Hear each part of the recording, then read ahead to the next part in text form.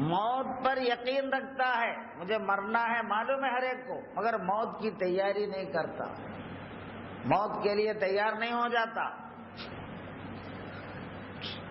اور اللہ پر ایمان لانے کا دعویٰ ہے مگر اللہ کی پسند کو قبول نہیں کرتا، اللہ کو ناراض کرنے پر تلا ہوا، غلطی ہو گئی ہے تو توبہ کر کے پلٹ جائے، کیونکہ اللہ نے توبہ کا دروازہ کھلا رکھا ہے، اگر کوئی بندہ پلٹ کر آنا چاہے اور یہ احساس کرے واقعی میں مجھ سے غلطی ہو گئی، اب میں ایسا نہیں کرنے والا، اگر شرمندگی محسوس کر کے توبہ کر لے دل سے تو اللہ اس سے محبت کرتا ہے، اللہ اس کو قبول کرتا ہے، اتنی رعایتیں اللہ دیتا ہے۔ اب اس وقت ہماری زندگی میں ہر مسلمان یہ سوچے کہ اللہ سے میرا تعلق کیا، اللہ میرا رب ہے۔ ابراہیم علیہ السلام، ابھی اسی میں ابراہیم علیہ السلام کی یہ مثال، یہاں ابراہیم علیہ السلام اللہ پر یقین کیا، اپنے آپ کو اللہ کے سپرد کیا، تو دشمنوں نے آپ کو آگ میں ڈال دیا، تو آگ کو اللہ نے آپ کے حق میں ٹھنڈی کر دیا، سلامتی والا بنایا، بلکہ اس آیت کی تاثیر تو یہ ہے کہ ابراہیم علیہ السلام کے لیے تو وہاں آگ تو ٹھنڈی ہو گئی، آج بھی اگر کسی کو کوئی جل جائے آگ میں، کچھ تو بھی گرم چیز ہاتھ پر یا کہیں جسم پر گر کر جھلس جائے، یہ آیت پڑھ کر اگر کوئی دم کرتا رہے تو اس کو مطلب وہ نہیں جلے گا، وہ کیا بولتے، وہ آبلے نہیں آتے، زخم نہیں بنتا، ویسے ہی سوکھ جاتے، ہمارا تجربہ ہے، بلکہ ہر مسلمان جو بھی یہ جانتا ہے اپنی زندگی میں اس کا بارہا تجربہ کیا ہے۔ تو ابراہیم علیہ السلام کی اس ایقان کی برکت سے اس آیت میں آج بھی وہ تاثیر موجود ہے کہ جو بھی وہ آیت پڑھ کے دم کرتا ہے، آگ اس کا کوئی نقصان نہیں کرتا، آگ اس کو تکلیف نہیں دیتا۔ خیر، تو ابراہیم علیہ السلام اپنے رب پر اعتماد کرنے کی وجہ سے اللہ نے آگ کی صفت یعنی آپ کے حق میں ابراہیم علیہ السلام کے لیے آگ کی کیفیت کو بدل دیا۔ اس کے بعد اللہ نے آپ کو حکم دیا، میں میرا گھر بسانا چاہتا ہوں، یعنی کعبۃ اللہ کا آج جو کعبہ ہے وہ کعبہ بنانا چاہتا ہوں۔ تو ابراہیم علیہ السلام کو حکم دیا کہ تم اپنی بیوی کو اور اپنے چھوٹے بچے کو اس جگہ لے جا کر بسا دو جہاں مجھے اپنا گھر بنانا ہے۔ تو آج جہاں کعبۃ اللہ ہے وہ بالکل ویران ہو، سناٹا، ریگستان، پتھروں سے اٹی پڑی ہوئی بیکار زمین تھا، ایک پودا بھی نہیں اگتا وہاں، یعنی وہ زمین اتنا بیکار ہے کہ وہاں ایک پودا بھی نہیں اگتا۔ تو اللہ نے حکم دیا کہ آپ اپنے بیٹے کو اور بیوی کو اس جگہ لے جا کر چھوڑ دو اور ان کو وہاں آباد کر دو۔ تو ابراہیم علیہ السلام نے کبھی یہ نہیں سوچا میرے بیوی کہاں سے کھائے گی، بچہ کہاں سے زندہ رہے گا، کیا کھائے گا، کیا پیے گا، وہ تو ایسا زمین ہے وہاں تو کچھ بھی نہیں ہے، کوئی کھیتی نہیں ہوتی، کوئی جھاڑ نہیں نکلتا، کوئی آدمی نہیں ہے، کوئی انسان نہیں ہے، سناٹے کے سوا کچھ نہیں۔ بس اللہ کا حکم ہوا، اپنی بیوی کو حضرت ہاجرہ کو اور ان کے بیٹے اسماعیل علیہ السلام جو ابھی دودھ پینے والا بچہ تھا وہاں لے جا کر اتار دیا، اور تھوڑا سا کھجور ان کے ہاتھ میں دیا اور تھوڑا سا ترماس میں پانی بھی دیا، وہاں اتر کر ان کو وہاں بٹھا کے، وہاں کوئی جھاڑ نہیں، درخت نہیں، چلچلاتی دھوپ کے سوا کچھ نہیں، وہاں اتار کر آپ خچر پر بیٹھ کر سوار ہو رہے ہیں۔ حضرت ہاجرہ جو آپ کی بیوی ہے، آپ نے پوچھا کہ یا سیدی آپ ہمیں ایسے جگہ جہاں کوئی آدمی ہے نہ کوئی آدم ذات، کوئی جاندار چیز یہاں موجود نہیں، کوئی جھاڑ نہیں، درخت نہیں، ایسے جگہ ہم کو چھوڑ کر کہاں جا رہے ہیں؟ تو آپ نے فرمایا میں تجھے اللہ کے حوالے کر کے جا رہا ہوں۔ تو آپ نے پلٹ کر پوچھا آپ مجھے اللہ کے جو حوالے کر رہے ہیں اپنی مرضی سے یا اللہ کے حکم سے؟ تو کہا کہ اللہ کا حکم ہے۔ تو ابراہیم علیہ السلام کو چھوڑ دیا اور کہا کہ جب اللہ کا حکم ہے تو ہمیں کوئی پرواہ نہیں، اب اللہ ہمیں نقصان نہیں پہنچائے گا۔ تو حضرت ہاجرہ اللہ کی ذات پر مطمئن ہو کر سکون کے ساتھ جنگل میں ایک چھوٹا شیرخوار بچے کو لیے ایک عورت ذات، کیسا یقین ہے اللہ کی ذات پر، کیسا اعتماد ہے ان کو۔ اور ابراہیم علیہ السلام اپنے ہونہار بیٹے کو اور بیوی کو یہاں جو چھوڑ جا رہے تو ان کے اندر ان کی ہمت کیا ہے، ان کو کس پر بھروسہ ہے۔ آج ہم غور کریں ہمارے اندر ایسی کیفیت، اپنے رب پر یہ اعتماد، یہ بھروسہ کیوں نہیں ہوتا؟ جبکہ جو رب پر ابراہیم علیہ السلام ایمان لائے تھے وہی تو ہمارا رب ہے۔ اب ابراہیم علیہ السلام تو چلے گئے، بی بی ہاجرہ علیہ السلام اپنے رب پر بھروسہ کرتی ہوئی چھوٹے بچے کو، شیرخوار بچے کو اسماعیل کو دودھ پلاتی ہیں۔ جب تک کھجور وغیرہ تھا کھاتی رہی، پانی جب تک تھا پیتی رہی، بچے کو دودھ پلاتی رہی۔ اب یہ توشہ ختم ہو گیا، پانی بھی ختم ہو گیا، اب خود پیاسی ہو گئی، تو اتنی پیاسی ہونے لگی کہ اب سینے میں دودھ بھی نکلنا بند ہو گیا، کیونکہ جب کچھ کھائے گی نہیں پیے گی نہیں تو اب جسم سے دودھ کہاں سے نکلے گا، تو سینہ بھی سوکھ گیا۔ اب بچہ تڑپ کر رو رہا ہے، اب آپ کو فکر ہوئی اس بچے کی غذا کے لیے پانی کیسے ملے، کم سے کم پانی تو ملے۔ اب آپ کو احساس ہوا شاید آس پاس کہیں پانی ہوگا۔ اسماعیل علیہ السلام کو ایک جگہ نرم ریت میں لٹا کر، تو کچھ بھی نہیں، کپڑا بچھا، بہرحال جو بھی ہے، ریت میں وہاں لٹا کر صفا کا پہاڑ، آج کل جو صفا مروہ حاجی حضرات جو سعی کرتے ہیں، تو صفا ذرا اونچا پہاڑ تھا، اس کے اوپر چڑھ کر آپ چاروں طرف دیکھنے لگے کہ کہیں پانی تو ہے، پانی کی نشانیاں ہیں کیا، کیونکہ ایسے جنگلوں میں پانی کی تلاش کرنے کا طریقہ یہ ہوتا کہ پہاڑ اونچے جگہ پہ چڑھ کر دور دور تک دیکھتے کہ کہیں پرندے منڈلا تو نہیں رہے ہیں، اگر پرندے منڈلا رہے ہیں تو اس کا مطلب ہے کہ وہاں پانی موجود ہے۔ تو صفا کے پہاڑ پر چڑھ کر آپ نے دیکھا، دور دور تک دیکھا، کہیں کوئی نشانی پانی کا موجود نہیں ہے۔ اللہ سے دعا کرنے لگی، اے مالک میں تیرے حوالے ہوں، یہ بچہ یہ تیری ملکیت ہے، یہ بھی تیرے حوالے ہے مالک، تو رحم کر دے۔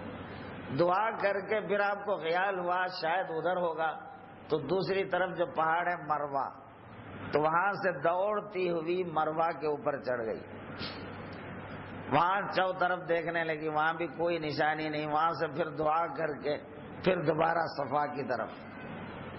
تو یہ صفا اور مروہ کے بیچ میں آپ پانی کی تلاش میں دعائیں کرتی ہوئی 7 مرتبہ بیچ میں دوڑتی رہی، اللہ کے حوالے ہو کر اللہ سے دعا کرتی ہوئی یہ 7 مرتبہ حضرت ہاجرہ کا دوڑنا اللہ تعالیٰ کو اتنا محبوب ہوا، قیامت تک آنے والے ہر حاجی کو حکم دیا کہ یہاں ہر آنے والا میرے ہاجرہ کی ادا دکھائے، یعنی صفا سے مروہ، مروہ سے صفا دوڑتا رہے، صحیح کرے۔ وہ ادا جو حضرت ہاجرہ کا ہے وہ حج کے مناسک میں داخل ہو گیا۔ اب جب ہاجرہ علیہ السلام تھک گئی تو مروہ کے اوپر 7ویں شوط میں، اب دوڑتے دوڑتے آپ بھی تھک گئی تھی، پہلے سے تو پیاسی تھی، اب آپ تھک بھی گئی، دعا کرتے ہوئے بیٹھ گئی، تھک کے بیٹھ گئی، تو اب اللہ تعالیٰ نے جبریل علیہ السلام کو حکم دیا کہ اے جبریل کیا دیکھ رہا ہے، میری ہاجرہ تھک گئی ہے، اب اس کے اندر سکت نہیں ہے، کیا دیکھتا ہے، مار دے اپنا پر وہیں جہاں میرا اسماعیل ایڑیاں رگڑ رہا ہے۔ تو اسماعیل علیہ السلام کے قدم مبارک جہاں جس ریت میں آپ ایڑیاں رگڑ رہے تھے، جبریل علیہ السلام وہاں اپنا پر مار دیا، اب وہاں سے پانی کا چشمہ ابلنے لگا۔ تو اسماعیل علیہ السلام کے قدم مبارک کی برکت سے جو پانی نکلا، وہ پانی کا نام آج بھی زمزم، ہزاروں حاجیاں، لاکھوں لوگ ہر سال پیتے ہیں، استعمال کرتے، ایک قطرہ کم نہیں ہوتا، اور وہ پانی غذا بھی ہے، پانی بھی ہے، دوا بھی ہے، ہر چیز کے لیے فائدہ مند۔ با کرامت با معجزہ پانی، ایسا پانی تو دنیا میں کہیں نہیں ہے۔ اور وہ پانی کی خصوصیت ہے کہ وہ پانی آپ لا کر ہم لوگ رکھتے ہیں، سال ہا سال اپنے گھر میں رکھتے ہیں، وہ پانی کبھی خراب نہیں ہوتا۔ دنیا میں کوئی حصے کا پانی اگر آپ ایسا رکھیں گے تو ہفتے بھر میں سڑ جاتا، پانی پھینکنا پڑتا۔ اور یہ پانی سالوں سے گھر میں رکھے ہوئے رہتے ہیں، تبرک کے لیے رکھتے ہیں، تو برسوں رکھو کوئی فرق نہیں پڑتا، کوئی خراب نہیں ہوتا، بلکہ وہ جس مرض کے لیے پیا جائے وہ مرض سے شفا مل جاتی ہے، اور وہ غذا کا بھی کام آتا ہے، دوا کا بھی کام آتا ہے۔ تو اتنا با کرامت پانی حضرت اسماعیل کے قدم مبارک کی برکت سے، تو ہاجرہ علیہ السلام جو اللہ کے حوالے ہوئی تو اللہ نے ایسا پانی اسماعیل علیہ السلام کے قدموں سے جاری کیا کہ قیامت تک ساری کائنات کے لیے فیضیاب ہوا۔ آخر اس رب پر ہم ایمان رکھتے ہیں، وہ رب سے ہم کیوں اپنی زندگی میں کچھ کام نہیں لیتے؟ ہمارے اندر وہ اعتماد کیوں نہیں پیدا ہوتا جو حضرت ہاجرہ کے اندر پیدا ہوا تھا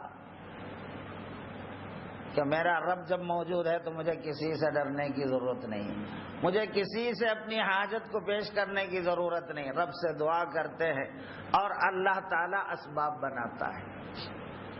ہماری خرابی یہ ہے کہ ہم اسباب پر اتنا بھروسہ کر لیتے ہیں، اسباب میں اتنا الجھ گئے ہیں کہ اسباب کے پیدا کرنے والے سے غافل ہو گئے۔ علامہ اقبال فرماتے ہیں کافر کی یہ پہچان کہ وہ آفاق میں گم ہے، کافر کی یہ پہچان کہ آفاق میں یعنی مطلب اسباب پر بھروسہ کرتا ہے۔ پیسہ ہے تو یہ کام نکل سکتا ہے، دکان پہ بھروسہ، پیسے پہ بھروسہ، نوکری پہ بھروسہ، اور لوگوں پہ بھروسہ، اپنے پہ بھروسہ، اگر بھروسہ نہیں تو اللہ پہ بھروسہ نہیں۔ مسلمان کی زندگی ہے یہ، اللہ پہ بھروسہ نہیں۔ اگر کسی مسلمان کو بولا بھائی اللہ پہ بھروسہ رکھ، اللہ تیرا کام بنائے گا، وہ تو ہے بھائی، مگر بولتا ہوں، اللہ پہ بھروسہ کر کے مگر بولتا ہوں، وہ مگر کیا ہے؟ وہ تو ہے بھائی، مگر کوشش تو کچھ ہم بھی کرنا نہیں، مطلب اللہ کے ساتھ تم بھی مدد کرنا، اللہ اکیلا نہیں کر سکتا بیچارہ، نعوذ باللہ من ذالک، کچھ ہم بھی کرنا تو بنتا کام۔ تو اللہ پہ تو ہے مگر بول کے ایک دوسرا شرک نکالتا ہوں، تو اللہ کے ساتھ شرک کرتا ہے، یعنی اسباب کے بغیر اللہ کام نہیں بنا سکتا، ایسا عقیدہ ہمارا۔ اللہ اکبر، ہم مسلمان ہیں اور اللہ پر اعتماد نہیں، پیسے پہ اعتماد کرتے، حالانکہ پیسہ کام آتا ہوا اس کو اللہ نے بنایا ہے۔ ایسا پیسے کو کام نکالنے کا ایک ذریعے کے طور پر اللہ تعالیٰ نے پیدا کیا ہے، اگر یہ پورا نظام اللہ کا ہے۔ اگر اللہ تعالیٰ چاہتا ہے تو پیسے والا کروڑ پتی کروڑوں روپے موجود ہے، مگر دواخانے میں بستر پر رو رہا ہے، چیخ رہا ہے، کروڑوں کا مالک ہے، کئی رو رہا بھائی تو تیرے پاس پیسے نہیں ہے کیا؟ بیماری کی تکلیف کی وجہ سے چیخ رہا، رو رہا ہے، کیوں؟ پیسے سے آرام کیوں نہیں خرید لیتا تو؟ اگر پیسے میں کچھ دم ہے تو یہ مالدار کو تو کم سے کم دواخانے کے بیڈ پر تو پڑا نہیں رہنا چاہیے، تڑپ کر روتے تو نہیں رہنا چاہیے کم سے کم، اور موت کو قابو میں کرنا چاہیے۔ پیسے سے کیا نہیں ہوتا، مگر کہاں کر سکتے ہیں؟ ایسے جگہ پہ ہم برابر بولتے بھائی اللہ کی مرضی، اللہ کی مرضی۔ اللہ کی مرضی ایسے ہی کاموں میں ہوتا ہے، خالی اپنی زندگی کے تمام امور میں اپنی مرضی ہم اپنی چلا لیتے ہیں، اور جہاں ہمارے ہاتھ پاؤں ٹھنڈے ہوتے ہیں وہاں بولتے ہیں اللہ کی مرضی۔ سمجھے نہیں؟ تو یہ ہماری سب سے بڑی خرابی۔ حضرت بی بی ہاجرہ ابراہیم علیہ السلام کی صحبت میں رہنے کی وجہ سے ان کے اندر یہ ایمان ہے، ہو سناٹا بیابان ہے، اکیلی ذات جان ہے، ایک دودھ پینے والا بچہ مگر مطمئن ہے، ہمارا رب ہمارے ساتھ۔ آج ہم کو اپنے رب پر اعتماد نہیں آتا۔ پہلے تو رب کو اپنا سمجھتے ہی کہاں ہے ہم؟ میرا رب اللہ میرا ہے، میرا رب ہے، میرا محسن ہے، میرا رب ہے، میرا رازق ہے، میرا خالق ہے، مجھے سب کچھ دینے والا، میری ہر ضرورت کا پورا کرنے والا، مجھے ہر چیز ہر وقت دینے والا، میرا ہر کام بنانے والا۔ اس انداز میں اپنے رب کو تم پہچانتے کہاں ہو؟ تمہارے ہر کام اللہ بناتا ہوا تم دیکھتے پاتے کہاں ہو؟ اگر ایسا پاتے تو میرا رب صرف بولنے پر تم کو لذت آ جاتی، تمہارے اندر خوشیاں بھر جاتی، اللہ ربی کے ساتھ دل اطمینان سے پھول بھر جاتا کہ اللہ میرا رب ہے۔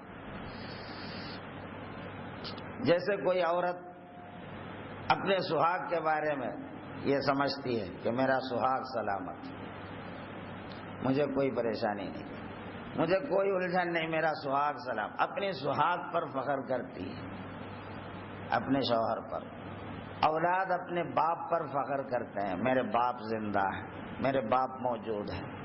لیکن یہ باپ کو اللہ اس وقت، باپ تو اللہ دیا ہے، باپ ہے چاہنے والا، تو یہ اللہ کی دی ہوئی ایک نعمت ہے، اللہ کی ربوبیت کا ذریعہ ہے۔ اللہ نے اپنی ربوبیت کو باپ کی صورت میں ظاہر کرتا ہے، ماں کی صورت میں ظاہر کرتا ہے، یعنی ماں کے ذریعے ماں کے دل کو اپنی اولاد کے لیے ایسا نرم اور محبت والا بنا دیا ہے کہ ماں اپنی ساری تکلیفوں کو بھول جاتی ہے اپنی اولاد کی تکلیف کے سامنے۔ آدمی کسی کو 10 روپے 2 روپے دینا گوارا نہیں کرتا۔ اگر کسی مجھے 2 روپے دو بولتا ہاں کو تو بولتا ہوں، تو 2 روپے دینا گوارا نہیں کرتا انسان۔ ایسا آدمی اپنی اولاد کے لیے اپنی پوری کمائی لٹاتا ہے، اپنی زندگی لٹا دیتا ہے، قرض لے کے اپنی اولاد کے لیے خرچ کرتا ہے۔ یہ کیفیت اس کے دل میں کس نے ڈالا ہے؟ جو دوسروں کو تو 2 روپے نہیں دیتا، اپنی اولاد پر تو پوری کمائی لٹا رہا ہے۔ تو یہ دل اس کا کیسا، کون بنایا ایسا؟ یہ تو اللہ کی مہربانی ہے۔ اللہ نے باپ کو سلامت رکھا ہے اور باپ کو اس قابل رکھا ہے کہ وہ تمہاری ضرورتوں میں کام آئے۔ کتنے ایسے باپ ہیں جو اولاد کے کام نہیں آتے، کتنے ایسے باپ ہیں جو اولاد ابھی بڑے ہو رہے ہیں وہ مر جاتے، اللہ تعالیٰ انہیں اٹھا لیتا ہے، بے سہارا کر دیتا ہے۔ لیکن اگر اس کے اندر ایمان ہوتا تو وہ کبھی بے سہارا نہیں ہوتے۔ باپ کے مرنے کے بعد کیا اولاد بھی مر جاتے کیا؟ اللہ تعالیٰ ان کا سہارا دوسرا بنا دیتا ہے، اللہ ان کا آسرا ہے۔ صرف ایک ہی سہارا، ایک ہی آسرا ہمیشہ رہنے والا ہے جو اللہ کی ذات ہے۔ باپ کا آسرا اللہ نے اسے آسرا بناتا ہے تو جب تک وہ چاہا وہ آسرے کو اٹھا لیتا ہے۔ ماں کا جو آسرا ہے وہ بھی برخاست ہو جاتی ہے، کوئی آسرا قائم نہیں رہتی، حتیٰ کہ دنیا میں جتنی مخلوق ہے کوئی ہمارا وقت ہمیشہ کام آنے والے کوئی نہیں، سب جب تک اللہ چاہا رہتا ہے۔ تو باپ ہے تو باپ اللہ کی دی ہوئی ایک نعمت ہے، ماں ہے تو ماں خود اللہ کی دی ہوئی ایک نعمت ہے۔ ماں کے دل کو، باپ کے دل کو اولاد کے لیے قربانیاں دینے والے اللہ نے بنایا ہے۔ اور اللہ تعالیٰ نے ماں باپ کے حقوق اولاد پر اتنے لازم کر دیے ہیں کہ اگر تم اپنے ماں باپ کو ناراض رکھو گے تو میں تم سے کبھی راضی نہیں ہوں گا، یعنی اللہ اس بندے سے راضی نہیں ہوگا کبھی بھی جب تک کہ اولاد اپنے ماں باپ کو ناراض رکھے۔ تو ماں باپ کی عزت احترام کا اللہ سختی سے حکم دیتا ہے، ان سے اف نہیں کہنا، یعنی کوئی چڑچڑاپن کا مظاہرہ اپنے ماں باپ سے نہیں کرنا، ان کے سامنے ہمیشہ عاجزی سے اپنے آپ کو جھکائے رکھنے کا حکم دیا گیا۔ کیوں؟ اللہ تعالیٰ کی ربوبیت کو اللہ نے ان کے ذریعے ظاہر کیا۔ تو اللہ کا کتنا حق ہوگا ہم پر؟ اللہ کے لیے تو ہم کو کیا کیا نہیں کرنا چاہیے. تو میں تو صرف اب ماں باپ کا عنوان میرا نہیں ہے، وہ عنوان میں چونکہ بات آئی تو بیچ میں تھوڑی بہت آپ کے سامنے اس لیے رکھ رہا ہوں کہ ہم اس سے بھی باخبر رہے تاکہ ہماری زندگی بربادی سے بچے. تو بہرحال ہم کو سب سے پہلی ضرورت یہ ہے کہ ہم اپنے رب کو اپنا سمجھے. پہلے اللہ میرا رب ہے. میرا رب کا مطلب اتنا تمہارا خیال کرنے والا، اتنا تمہارا کام آنے والا دنیا میں اور کوئی نہیں جتنا اللہ تمہارا کام آتا ہے. ہم کو ہر لمحہ زندگی اللہ دے رہا ہے. ہم سوتے ہیں تو ہماری حفاظت اللہ کرتا ہے. ہم خود سے غافل ہو جاتے ہیں نیند میں، مگر اللہ ہماری حفاظت کرتا ہے. اس وقت نہ ہمارے باپ ہماری حفاظت کرتے ہیں، نہ ہماری ماں ہماری حفاظت کر سکتی ہے، کوئی ہماری حفاظت نہیں کرتا. ہم خود اپنے سے غافل ہیں. ہم اپنی حفاظت کیا کرتے؟ اس وقت ہماری حفاظت اللہ کر رہا ہے. تو ایسا اللہ جو ہمارے غفلت کے عالم میں ہماری حفاظت کرتا ہے، تو اس کو ہم سے جتنی محبت ہے، کائنات میں کوئی ہم کو اتنا چاہنے والا ہے کیا؟ اللہ جتنا ہم کو چاہتا ہے اتنا چاہنے والا ہمارے لیے کائنات میں کوئی دوسرا ہے؟ تو اتنا چاہنے والے کے ساتھ ہمارا رویہ کیا ہونا چاہیے؟ ہم بھی تو آخر انسان ہیں. اللہ نے ہمارے اندر انسان کا دل پیدا کیا. جو ہم سے محبت کرتا ہے ہم اس سے محبت کرتے ہیں. جو ہم پر احسان کرتا ہے ہم اس کا شکر گزار بنتے ہیں. ہم اس کا بدلہ چکانے کی کوشش کرتے ہیں. ہماری غیرت ہوتی ہے کہ ایک بار کوئی ہم کو چائے پلایا تو ہمارا دل کرتا ہے کہ بھئی اس کو بھی ایک بار چائے پلانا، کیونکہ انہیں ہمارے کو ایک بار چائے پلایا ہے. تو احسان کا بدلہ چکانا ہماری غیرت ہے. تو اللہ کے احسانات کے بدلے میں آپ اللہ کے احسانات کا کیا بدلہ چکاتے ہو؟ اللہ تعالیٰ تم سے کوئی بدلہ نہیں مانگتا، صرف اتنا کہتا ہے اے انسان، ساری دنیا کو، یہ زمین، یہ آسمان، یہ ساری کائنات کو میں تیرے لیے پیدا کیا ہوں. خلقت الاشیاء کلھا لاجلک، یہ سب چیزیں میں نے تیرے لیے بنا دی ہے. اس لیے آسمان سے فائدہ ہم اٹھاتے ہیں، بادل ہمارے لیے برستا ہے، جانوروں سے ہم فائدہ اٹھاتے ہیں، ہواؤں سے ہم فائدہ اٹھاتے ہیں، سورج سے ہم فائدہ اٹھاتے ہیں. ہر چیز ہمارا کام آتی ہے کیونکہ اللہ نے ہمارے لیے بنایا ہے. اور اللہ نے فرمایا وَخَلَقْتُكَ لِأَجَلِي، میں تجھے بنایا ہوں میرے لیے، تو میرا ہو جا، تو میرا بن کر زندگی بسر کر. تو بندے کو چاہیے کہ اللہ کا بن جائے ہر طریقے سے. اللہ کا بننے کا معاملہ اس کا مکمل فرما بردار ہو جانا ایک پہلو، اور اس سے محبت ساری کائنات سے بڑھ کے کرنا، اس کے برابر کسی سے محبت نہیں کرنا، کیونکہ وہ تم سے محبت کرتا ہے سب سے بڑھ کر. اللہ تعالیٰ جتنی ہم سے محبت کرتا ہے ایسا ہم سے محبت کرنے والا کائنات میں کوئی دوسرا نہیں ہے. ہر آن ہمارا خیال کرنے والا، ہر وقت ہمیں نعمتیں دیتے رہنے والا اللہ کے سوا کون ہے؟ تو اب چونکہ یہ ایک واعظ کی مجلس ہے، اس میں تفصیلی طور پر ایک درس کے عنوان کے انداز میں آپ کے سامنے تفصیلات رکھنے کا وقت نہیں ہوتا ہے. ایک تعارف آپ کے سامنے میں پیش کرنا چاہتا ہوں تاکہ آپ کوشش کریں، اس بارے میں غور کریں اور فکر کر کے اپنے رب کو پہچان کر اپنے رب کا بن جائے. پہچاننے کے لیے جو اپنے رب کو پہچانتے ہیں ان کی صحبتوں میں رہنا، ان سے سیکھنے کی کوشش کرنا. جیسے ہم سب مضمون سیکھتے ہیں تو یہ بھی سیکھو، اپنے رب کے بارے میں سیکھو، اپنے رب کو پہچانو. تو جو پہچاننے والے ان سے پوچھو. اب علم کی یہ مجلسوں میں بیٹھ کر سننے سے کچھ تو سمجھ میں آ ہی جاتی ہے ایک حد تک، لیکن یہ کافی نہیں ہوتا۔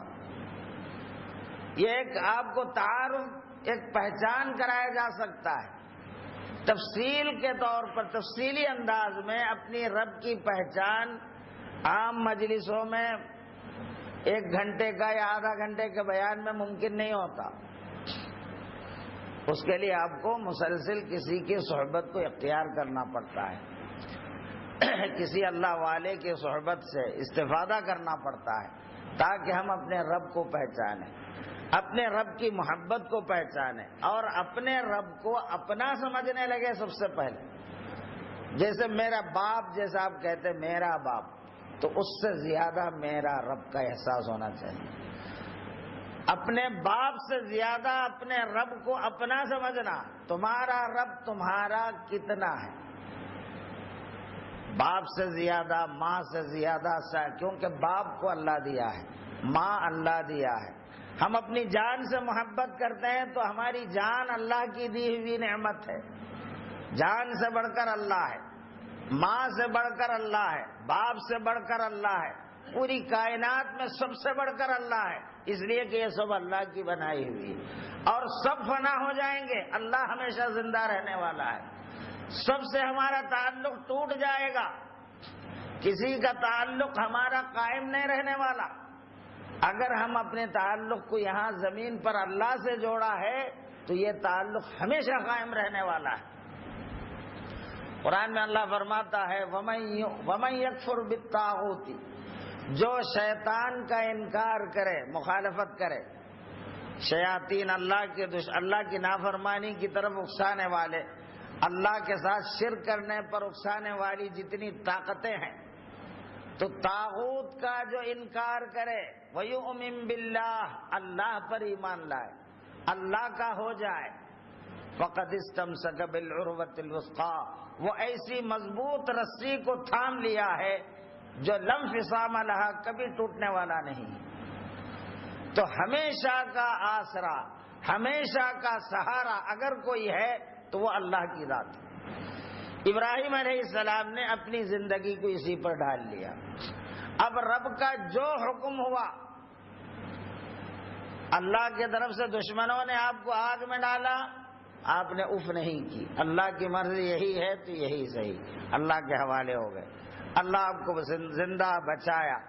اس کے بعد پھر اللہ امتحان لیا، اپنے نوجوان بیٹے کو ذبح کرنے، بیوی اور شیرخوار بچے کو سناٹا ہو میدان میں جنگل میں اکیلے چھوڑ دینے کا حکم فرمایا، چھوڑ دے کے آگے مطمئن، کوئی خوف نہیں، صرف وہاں چھوڑ دے کے ذرا دور آنے کے بعد قرآن میں ارشاد ہوتا ہے، آپ اللہ سے دعا کرتے ہیں، مالک ربی انی اسکنت بذریتی بواد غیر ذی زرع، اے پروردگار میں اپنی اولاد کو ایسے زمین، بنجر زمین پر بسا دیا ہوں جہاں ایک گھاس بھی نہیں اگتا، مالک تو رحم کر دے ان پر، ان کو اپنے پھلوں سے رزق دے۔ اللہ سے دعا کر کے لوٹ جاتے ہیں، اللہ کے حوالے کر، مطمئن ہوتے ہیں ان کا رزق کا انتظام اللہ کرنے والا ہے۔ چنانچہ جب زمزم کا پانی نمودار ہوا تو حضرت ہاجرہ نے پانی کو روکنے کے لیے کٹا، ریتی کو پہلے کٹا باندھنا شروع کی، مگر پانی پھر اندر سے نکلتا گیا، پھر اندر سے نکلتا گیا، تو آپ جو پتھر کے ٹکڑے، پتھر وغیرہ جو بھی وہ جمع کر کے ایک دائرہ جیسا بنایا، بنا کر پھر پانی مزید ابلنے لگا تو آپ نے کہا زم زم زم زم، مطلب رک رک۔ تو یہ جو آپ کا ارشاد ہے وہی اس پانی کا نام بھی پڑ گیا۔ اور سرکار فرماتے اگر حضرت ہاجرہ پر اللہ رحم فرمائے، اگر وہ زم زم نہ کہی ہوتی تو وہ پوری زمین کے لیے کافی ہو جاتا، یعنی وہ پانی ایسا بہ نکلتا کہ پوری زمین والے ہمیشہ سیراب ہو جاتے۔ تو اللہ کی عجیب قدرت اور معجزہ، اسماعیل علیہ السلام کا وہ معجزہ ہے، وہ زمزم کا جو پانی ہے، وہ علاقے میں جہاں زمزم کا کنواں ہے، مکہ جو لوگ گئے ہوئے ہیں وہ لوگ بخوبی واقف ہے وہاں کے علاقے کے بارے میں۔ وہاں آس پاس کئی میلوں تک کتنا بورنگ کرو، کتنا کنواں کھودو، ایک قطرہ پانی نہیں نکلتا۔ وہاں جتنے بلڈنگز ہیں وہ بلڈنگوں میں پانی لاریوں کے ذریعے سپلائی کیا جاتا ہے۔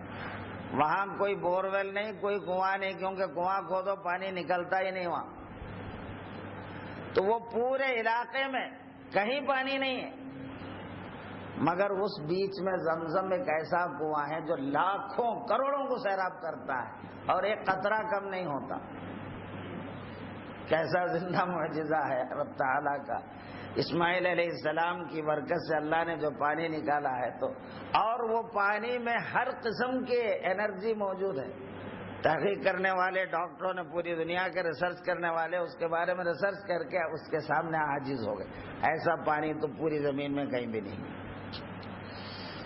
اس میں ہر قسم کی خوبی ہے۔ تو جب وہ چشمہ نکلا تو قبیلے والے دور دور سے پانی کو دیکھ کر اللہ تعالیٰ نے قبیلے بنی جرہم کے دل میں خیال ڈالا کہ وہاں آ کر آباد ہو جائے۔ تو وہ قبیلہ اپنے بکریاں، گھوڑے، اونٹوں کو لے کر اس علاقے سے گزرے، تو وہاں پانی دیکھا تو حضرت ہاجرہ سے کہا کہ ہم کو آپ اپنے پانی میں حصے دار بنائیے، ہم اپنے اونٹوں میں، جانوروں میں، ان کے دودھ میں، سب میں آپ کا حصہ کر دیتے ہیں، ہم بھی یہاں آباد ہو جاتے اگر آپ کی اجازت۔ اللہ تعالیٰ نے ان کے لیے انتظام جو کیا، تو قبیلے بنو جرہم وہاں آ کر آباد ہو گئے، تو ایک بہت بڑا قبیلہ بن گیا۔ اب حضرت ہاجرہ، حضرت اسماعیل اکیلے نہیں رہے، ان کے لیے دوسرے لوگ اور بھی۔ تو یہ زمزم کی وجہ سے، ذریعے سے اللہ نے وہاں بڑی آبادی کر دی۔ پھر حضرت اسماعیل علیہ السلام جب 9-10 سال کے ہوئے، سن شعور کو جب پہنچے، تو ابراہیم علیہ السلام کو اللہ نے حکم دیا اپنے بیٹے کو میری راہ میں قربان کرو۔ وہ امتحان بھی آپ دے کے گزرے، آپ کو کوئی پس و پیش نہیں رہا اس معاملے میں، جب اللہ کا حکم ہے تو ٹھیک ہے۔ تو اب یہاں بھی یہاں اور ایک درس ہے، جیسے ابراہیم علیہ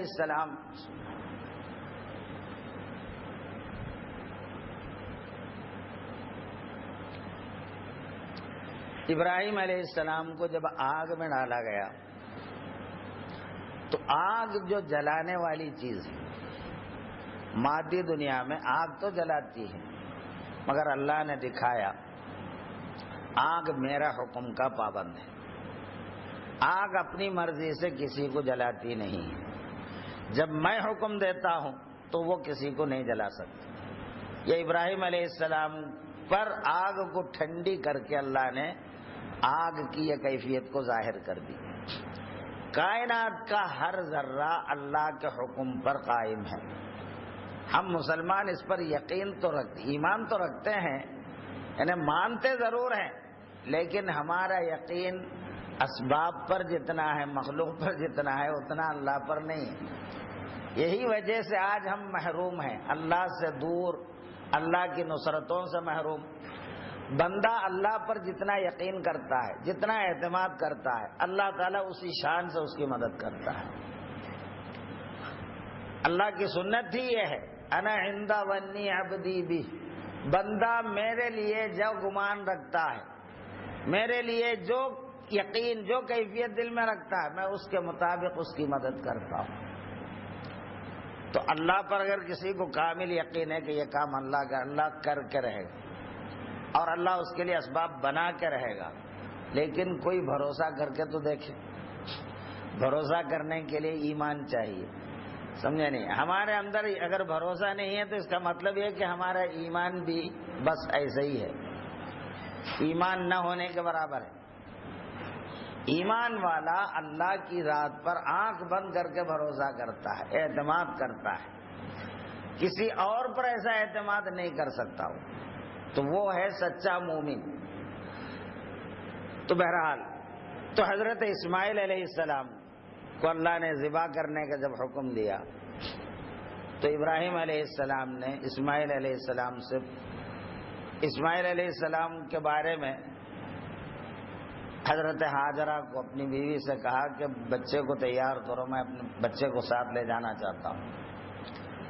تو ماں جو ہے بچے کو نہلا کر کپڑا وغیرہ پہنا کے کر کے اپنے باپ کے ساتھ بھیج دی۔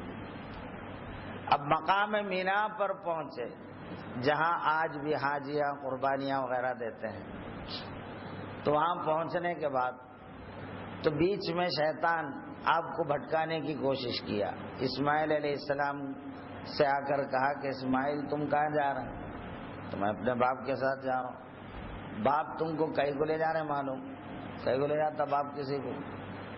ارے تم کو ذبح کرنے لے جا رہے ہیں۔ ہٹ، لا حول ولا قوت، بولے کنگریاں نکال کر پھینکے آپ اس کو۔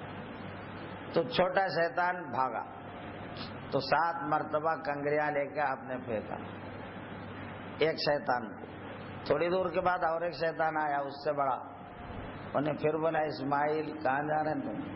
میں اپنے باپ کے ساتھ جا رہا ہوں، تمہارے باپ تم کو ذبح کرنے لے جا رہے ہیں۔ جاتا نہیں، باپ بھی کہیں اولاد کو ذبح کرتا ہے، لاہور پڑھ کر پھر آپ کنگریاں لے کے پھینک، تو شیطان وہ بھی بھاگ گیا۔ اب بڑا شیطان آیا اس کے بعد، آ کے کہا دیکھو اسماعیل یہاں سے پیچھے سے تم بھاگ جاؤ، کیونکہ تمہارے باپ کے ہاتھ میں چھری ہے اور رسی بھی ہے، دیکھ لو۔ تو آپ نے کہا دیکھ سن مردود، اگر میرا باپ مجھے ذبح ہی کرتا ہے تو میں ایک نہیں 100 جان بھی قربان۔ یہ بول کر آپ اس سے مردود پہ بھی کنگریاں مارے، تو وہ بھی بھاگے۔ تو اسماعیل علیہ السلام اللہ کی خوشنودی کے لیے یہ جو طریقہ اختیار کیا، قیامت تک اللہ نے سارے حاجیوں کو جو بھی وہاں آتے ہیں ان کو حکم دیا کہ اسماعیل کی یہ ادا دکھانا۔ تو آج رمی جمار کے نام پر شیطان پر کنکریاں مارنے کا جو طریقہ ہے، وہ اسماعیل علیہ السلام نے جو کنکریاں ماری تھی اس کی نقل ہے۔ تو وہ اللہ نے عبادت کر دیا، اس کو وہ کرنے کو عبادت بنا دیا۔ تو اللہ والے ایسے کام جو کرتے ہیں، تو مطلب یہ ہے کہ جو بندہ اللہ کے لیے اللہ کے حوالے ہو جاتا ہے، اللہ تعالیٰ کو وہ بندہ کتنا محبوب ہوتا ہے کہ ان کی ادا تک اللہ نے قیامت تک ہرانے والے کو وہ جاری رکھنے کا حکم فرمایا۔ اب اس کے بعد اسماعیل علیہ السلام کی ایک جگہ پہنچنے کے بعد ابراہیم علیہ السلام بٹھا کے پوچھتے ہیں کہ بیٹے میں خواب میں تم کو ذبح کرتا ہوا دیکھ رہا ہوں، بتاؤ تم کیا کہتے ہو؟ تو نبی کا خواب وحی ہوتا ہے، اللہ کا حکم ہوتا ہے۔ تو اسماعیل علیہ السلام نے فوراً جواب دیا، یا ابت افعل ما تؤمر، اے ابا جان آپ کو جو حکم دیا گیا ہے آپ اسے کر گزر جائیے۔ ستجدنی انشاء اللہ من الصابرین، اللہ اگر چاہا تو مجھے آپ صبر کرنے والوں میں پائیں گے، مطلب میں کوئی خلاف نہیں کروں گا، مخالفت نہیں کروں گا۔ تو ابھی اسماعیل علیہ السلام کوئی زیادہ پڑھے نہیں لکھے نہیں، کوئی زیادہ تربیت نہیں حاصل کرے، مگر اپنے باپ کے لیے اللہ کی رضا کے آگے اپنے آپ کو جھکانے کی جو تربیت ہے، جو تعلیم ہے، ان کو کہاں سے ملی تھی؟ تو اللہ تعالیٰ نے اسماعیل علیہ السلام جب تیار ہو گئے تو ابراہیم علیہ السلام نے آپ کو ذبح کرنے کا انتظام کیا۔ تو میں تفصیلات کو چھوڑ کر، ابراہیم علیہ السلام آپ کو ذبح کر رہے ہیں، چھری چلاتے ہیں، مگر چھری چلتی نہیں۔ اب پریشان ہو جاتے ہیں، اسماعیل علیہ السلام نیچے سے پوچھتے ہیں ابا جان آپ کیا کر رہے ہیں؟ تو کہا کہ بیٹے چھری چل نہیں رہی ہے، میں کیا کروں؟ تو آپ نے کہا کہ اس کی نوک کو پہلے چبائیے، جو زخم آئے اس میں فوراً چلائیے۔ تو چھری کے نوک جو چبایا تو اس کا پھل دستے کے اندر گھس گیا ہو، تو آپ چھری کو زمین پہ پٹک دی۔ تو چھری کو اللہ کہنے کے لیے زبان دیا، چھری کہنے لگا اے ابراہیم آپ مجھ سے کہتے ہیں چل، اسی آن آپ کا رب مجھ سے کہتا ہے 70 بار نہ چل، تو میں کس کی سنوں گا؟ تو اب چھری جو کاٹتی ہے مگر اللہ کا حکم نہیں تو نہیں کاٹ سکتی۔ تو مطلب یہ ہے کہ کائنات کا نظام صرف اللہ کے ہاتھ میں، اس یقین کو دکھانے کے لیے اسماعیل علیہ السلام کو ابراہیم علیہ السلام ذبح کر رہے ہیں مگر چھری گردن کو کاٹتی نہیں. تو اللہ نہیں چاہا تو کوئی چھری نہیں کاٹ سکتی، اللہ نہیں چاہا تو آگ نہیں جلا سکتی. مگر کیسے کب ہوتا ہے یہ؟ بندہ جب اللہ کا ہو جائے کامل تو اللہ تعالیٰ کی جانب سے ایسی خاص مدد ملتی ہے. اب ابراہیم علیہ السلام کو اللہ نے چونکہ ذبح کرنے کا حکم دیا تھا، اب جبریل علیہ السلام کو حکم ہوا کہ جنت سے ایک دمبا لے جاؤ، اسماعیل کو ہٹا کر یہ دمبے کو وہاں رکھ دو اور اسے ذبح کرنے لگاؤ. تو آپ آنکھ پر پٹی بندھی ہوئی تھی ابراہیم علیہ السلام کی، وہ چھری دوبارہ لیا، آپ نے اس کو درست کیا، پھر ذبح کرنے کی کوشش کرے تک جبریل علیہ السلام نے اسماعیل کو ہٹا کر وہ دمبے کو آپ کے چھری کے نیچے رکھ دیا. اب جو ذبح کرے تو ذبح ہو گیا، خون نکلنے لگا تو بڑا خوش ہو گیا. آپ پٹی ہٹا کے دیکھے تو مینڈا نیچے پڑا ہوا، اسماعیل یہاں کھڑے ہوئے. اللہ کی جانب سے آواز آئی ان یا ابراہیم قد صدقت الرؤیا، اے ابراہیم آپ نے اپنا خواب کو سچ کر دکھایا. انا کذالک نجزی المحسنین، ہم اسی طرح احسان کرنے والوں کو بدلہ دیتے ہیں. کہ اللہ تعالیٰ کو اسماعیل علیہ السلام کو ذبح کرنا منظور نہیں تھا، اس ابراہیم علیہ السلام کے اس کیفیت، ابراہیم علیہ السلام اور اسماعیل علیہ السلام کی قربان ہو جانے کے لیے تیار ہو جانا اللہ تعالیٰ کے لیے، یہ کیفیت کو ساری کائنات کے سامنے دکھانا تھا کہ دیکھو میرے بندے میرے لیے ایسا تیار ہو جاتے ہیں. تو آج ہم کو اس سے عبرت حاصل، اللہ کے لیے ہو جانا. جب ہم اپنی جان بھی قربان، اب آج بھی جو ہم قربانی دیتے ہیں، بقرعید کے دن قربانی دیتے ہیں تو گویا وہ جانور کو ذبح کرتے ہیں، چونکہ اسماعیل علیہ السلام کے جگہ اللہ نے جنت سے دمبا بھیجا. تو آج بھی ہم اپنی جان کے بدلے دمبے کو ذبح کرتے ہیں یا گائے کو ذبح کرتے ہیں. تو ہر ذبح کرنے والے کی یہ کیفیت ہونی چاہیے کہ اگر ضرورت ہو تو اللہ کے لیے میں اپنی جان بھی پیش کر سکتا ہوں. اے اللہ جان کے بدلے یہ جانور ہے، مگر ضرورت پڑتی ہے تو جان بھی میں دینے تیار ہوں. تو اس انداز کے ساتھ خود کو قربان کرنے کے جذبے میں جانور کو ذبح کرنا ہے. تو ایسا بندہ اللہ کی رضا کو، اللہ کی خوشنودی کو کیسے چھوڑ سکتا ہے؟ تو بہرحال ایک سچا مومن، سب سے پہلے ہماری جو ضرورت ہے، اصل میں ہم کو سب سے پہلے اپنے رب کو سمجھنے کی ضرورت ہے، اور رب کو اپنا سمجھ کر خود ہم رب کے ہو جانا. رب ہمارا کوئی غیر نہیں ہے، کوئی اجنبی نہیں، بلکہ ساری کائنات سے بڑھ کر ہمارا کارساز ہے، ہمارا کام بنانے والا. کائنات میں کوئی ایسا نہیں ہے جو جیسا اللہ تعالی ہمارے لیے ہے. یہ چیز ہم کو سمجھ میں آ جانا، یہ چیز ہم کو محسوس ہونا حقیقی معنی میں کہ اللہ میرا ہے، اللہ میرا مددگار ہے، اللہ میرا ولی ہے، میرا کارساز ہے، میرا ہر کام. جتنا یقین اس بات کا آپ کو ہوگا اتنے ہی اللہ کی مدد آئے گی. یقین میں کمی ہوئی مدد نہیں آئے گی. اللہ کا طریقہ ہی ہے، بندہ اللہ کے ساتھ جیسا یقین کرتا ویسی اللہ مدد کرتا. صحابہ کرام تو دریا میں گھوڑے دوڑا دیے اسی یقین کے ساتھ کہ دریا سامنے آیا، مجاہدین جہاد پر جا رہے تھے، دریا آ گیا سامنے، اب آگے بڑھنے کے لیے راستہ نہیں، تو اللہ کا نام لے کے اپنے گھوڑوں کو دریا پہ ڈال دی، کیونکہ کوئی دریا ہمیں ڈبا نہیں سکتی. یقین تھا ہم اللہ کے ہیں، اللہ ہمارا ہے. تو یہ اعتماد اگر ہمارا بھی ہو جائے اور ہم اللہ کے ہو بھی جانا ہے، پورے پورے فرما بردار بن جانا، اس کی ذات پر اعتماد ساری کائنات سے بڑھ کے کرنے والے بننا، اور سب سے بڑھ کر اللہ سے محبت کرنا اور اللہ سے ڈرنے والے بننا. جب اللہ سب کچھ ہے تو اس کی ناراضگی کا خوف بھی ہونا چاہیے کہ کہیں اللہ تو ناراض نہ ہو جائے مجھ سے. تو جو اللہ سے ڈرتا ہے سب سے بڑھ کر، اور جو اللہ سے محبت کرتا ہے سب سے بڑھ کر، اور اللہ سے ڈرنے کا مطلب اللہ کی ناراضگی یا غضب سے ڈرنا ہے، کہیں اللہ مجھ سے ناراض نہ ہو جائے، یہ ڈر ہوتا ہے۔ محبوب سے جتنا جیسا ڈرتے ہیں، محبوب کے ناراض ہو جانے کا، محبوب کے تعلق ٹوٹ جانے کا جو ڈر ہوتا ہے، ایسا اللہ کا ڈر ہوتا ہے، چونکہ اللہ ہمارا اپنا ہے تو اس کی ناراضگی سے ڈرتے ہیں، اور اس کے سامنے کچھ بھی غلطی ہو گئی اپنے انسانیت کی وجہ سے، بشری حیثیت سے بھول چوک جو ہوتی ہے، اس کے لیے تڑپ تڑپ کے روتے ہیں، اس کو مناتے ہیں، توبہ استغفار کرتے ہیں۔ یہ اللہ والوں کی شان ہوتی ہے، کیونکہ اللہ ہمارا اپنا ہے، اس کو ناراض کرنا کسی طور پر گوارا نہیں ہے۔ اگر کچھ اپنے لاپرواہی کی وجہ سے، اپنی کوتاہی غفلت کی وجہ سے کچھ ہو گیا بھول چوک، تب اس کو اللہ کو منانا، اللہ کو راضی کرنا،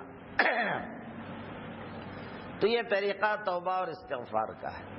تو بہرحال دوستو، وقت بھی زیادہ ہوا، ویسے بھی میرا گلا زیادہ ساتھ نہیں دے رہا ہے، اور 9:45 ہو رہے ہیں۔ انشاءاللہ پھر اللہ تعالیٰ چاہا تو پھر کبھی اس مضمون کو ہم کہنے سننے کی ہم پھر کوشش کریں گے، اللہ اگر چاہتا تو۔ مگر ہم کو یہ سمجھنا چاہیے کہ اللہ سے ہمارا تعلق ساری کائنات سے بڑھ کر ہے۔ ہم سے محبت کرنے والا اللہ سے بڑھ کر کوئی نہیں، ہمارا کام آنے والا اللہ سے بڑھ کر کوئی نہیں۔ تو ہم اسی طرح، اسی اعتبار سے سچے دل سے، خلوص دل سے اللہ کا وفادار بن جائے، اللہ کا فرما بردار بن جائے، اللہ سے ڈرنے والے بن جائیں، اور اس سے محبت کرنے والے بن جائیں۔ جب اللہ کو اپنا سمجھیں گے تو اللہ سے محبت ہوگی ہی، کیونکہ اپنے سے محبت نہیں کرے تو پھر کس سے محبت کرو گے؟ ہمیشہ ہر وقت ہر کام آنے والے سے اگر محبت نہیں کرتے تو پھر کس سے محبت کرنا ہے؟ محبت تو اسی سے ہوتی ہے۔ تو اللہ سے مومن شدید محبت کرتا، شدید نہیں بلکہ اشد، سب سے زیادہ محبت تو ایمان والا اللہ سے کرتا ہے، کیونکہ اس کو یہ معلوم ہے کہ اللہ سے بڑھ کر میرا کوئی نہیں ہے، مجھے ہر نعمت دینے والا صرف اللہ ہے۔ تو وہ اللہ کو اپنی جان سے بڑھ کر، کائنات سے بڑھ کر اللہ سے محبت کرتا ہے۔ تو جب اللہ اتنا محبوب ہو جائے تو محبوب کی ناراضگی کا ڈر بھی ہوتا ہے، کہیں وہ مجھ سے ناراض نہ ہو جائے۔ تو جو اللہ سے سچے دل سے ڈرے، جو اللہ سے محبت کرے اور اللہ کے ساتھ کسی کو شریک نہ کرے، اللہ کی ذات پر کامل اعتماد کرے، بھروسہ کرے اور اللہ کا فرما بردار بن جائے، اس طرح ہم اللہ کے ہو جانا۔ اللہ کا ہو جانے کا مطلب یہ ہے کہ پوری کائنات میں سب سے بڑھ کر ہم اللہ کو چاہنے والے ہو جانا، کیونکہ اللہ ہم کو چاہتا ہے، سب سے بڑھ کر چاہتا ہے۔ اللہ جیسا چاہنے والا کائنات میں کوئی نہیں، تو ہم بھی اللہ سے ویسی ہی محبت کرنی چاہیے۔ یہ مومن کی شان ہے جو اللہ کے ہیں۔ مومن کا مطلب ہی ہے کہ جو اللہ کا ہو گیا، جو اللہ کا ہے، اللہ جس کا ہے۔ تو مومن اللہ کے ہیں اور اللہ مومن کے ہیں۔ جو کافر ہیں وہ اللہ کے نہیں ہیں اور اللہ ان کے نہیں ہیں۔ ذالک بأن اللہ مولی الذین آمنوا۔ واہ واہ، قرآن میں حق تعالی کیسی مہر لگا دی ہے کہ بے شک اللہ تعالی ایمان والوں کا مولا ہے، یعنی کارساز ہے، ہر کام بنانے والا ہے، ان کا دوست ہے، ان کا چاہنے والا ہے۔ مولا کے معنی کام، ہر کام کا بنانے والا، سرپرست، ذمہ دار اور دوست۔ تو ذالک بأن اللہ مولی الذین آمنوا، بے شک اللہ تعالیٰ ایمان والوں کا مولا ہے، یعنی ان کا سب کچھ ہے، ان کا مولا ہے۔ وأن الکافرین لا مولا لهم، کافروں کا کوئی مولا نہیں ہے۔ انکار کرنے والوں کے لیے کوئی مولا نہیں ہے۔ تو اللہ تو ہمارا مولا ہے، اللہ ہمارا ہے، یہ اعتبار پہلے ہمارے اندر قائم ہو جائے اور سچے دل سے ہم اللہ کے بن جائیں، تو پھر دیکھو زندگی میں کیسا بڑا انقلاب آتا ہے۔ اللہ تعالیٰ سے دعا ہے کہ اللہ تو اپنے کرم سے جو کچھ بھی کہنے کی ہمیں توفیق دی ہے، جو کچھ سننے کی ہمیں توفیق دی ہے، کہنے والے کو، سننے والوں کو، سب کو اس پر صدق دل کے ساتھ عمل کرنے کی توفیق عطا فرما۔